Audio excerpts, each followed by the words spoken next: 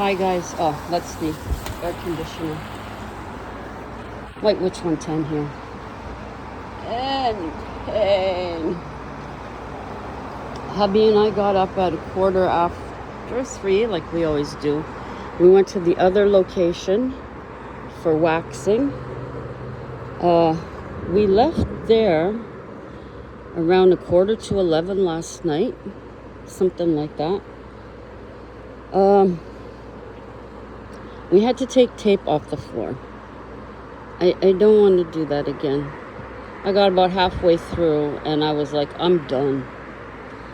Our operations director, I believe his title is now, Pigeon, came. He helped hubby with the rest of it. And then they had to strip the floor and then wax it. But operations manager had to leave around 4, I think it was. Family commitment. So hubby did the rest all himself. Yeah, it was a long day. Very long. So we slept in this morning. I don't even know what time it is. I woke up, I think, around 4 with a headache.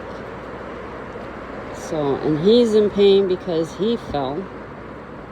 His feet got stuck, or the wiring around the buffer that he was using, the wiring got caught around his legs, and before he knew it, he was plop on the floor on his right side. I didn't see this. I was in the kitchen. But, oh, good Lord. So he's sore, but he used the massager on our shower. He says he feels better right now. So, my back, of course, because of my chronic problem, is not being nice. And the top of my left leg, the muscle there just isn't cooperating. So, all that crap being said, I'm going to read a small story for you. And here's the story. It's a quick one. She gazed into his dark brown eyes. There was something behind them that was dangerous. The infectious smile with a sinister meaning. His glorious chestnut hair that fell across his face. He had to have stepped in from another dimension. No man on earth possessed this beauty. Autumn warned herself to be vigilant. Something about him refused to sit right in her mind. He never gave a name, though always greeted her upon chance meetings.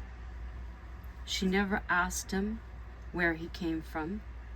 It never came to mind when he was with her. His movements were sexually attractive. Everything about him was. He'd seduce a woman in seconds. But there was still something about him Autumn couldn't put her finger on. He seemed to be everywhere she went. Work, park, farmer's market. Was it a coincidence? They were paired together to organize a company function. Halloween is my favorite time of year, Autumn expressed, full of enthusiasm. Mine as well, he said. That voice, it was like he was singing. It was extremely pleasant. She would listen to it for hours. His voice was a spell. Together, they scrolled on his tablet. That's cool. Autumn, without thinking, placed her fingers on the back of his hand. His head turned. That seductively sinister smile. Sorry. She went to pull away. He took hold. It's fine. He lifted her hand to his generous lips. Autumn felt herself melting.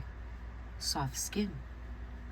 He peered up his mouth inches above her hand. "Thank you," she replied, her cheeks blushing. "Make sure to save me a dance." Those dark eyes penetrated her heart. Autumn was helpless. He was responsible for decorations. When employees arrived at the venue, they were overstimulated. It all looked so real. Cobwebs, spiders, bats, ghosts, skeletons, and more. He came as a werewolf, and so did Autumn. "Great minds," he remarked, circling her. He began undulating. Autumn's temperature rised. Her body began to parallel each of his moves. Before long, his arms were around her waist. He pressed her against himself. Their eyes met. He encouraged her to dive into the dark brown pools. "You'll float in ecstasy. Delve in, Autumn." What she believed, a plastic claw, slowly glided downward toward her jawbone. When it reached her chin, he slid it to Autumn's bottom lip. Her inhibition was dissolving. "Allow me to take you away," he whispered, as he licked her neck. Autumn closed her eyes, collapsing into his arms. The euphoria of his embrace. She woke in an empty cabin. The costume kept her warm. She went to call out, then stopped. She didn't know his name. "Hello?" was all Autumn could shout. "Where are you?" Slow progress to the doorway. She stepped outside. "Where am I?" There were similar cabins on each side and across the street. She was afraid, but had to call out, "Hello?" Tears forming in her eyes. The heat was there before his touch. So gentle his touch, as his kiss. Those luscious lips against the back of her neck. Her hand reached up to the side of his head. The chestnut brown strands fell against her cheek. "More," she whispered. She felt something wet against her skin. Autumn turned around. His lips were gone, his face covered in hair. His white teeth shone in the light of a full moon. He took Autumn to his bed.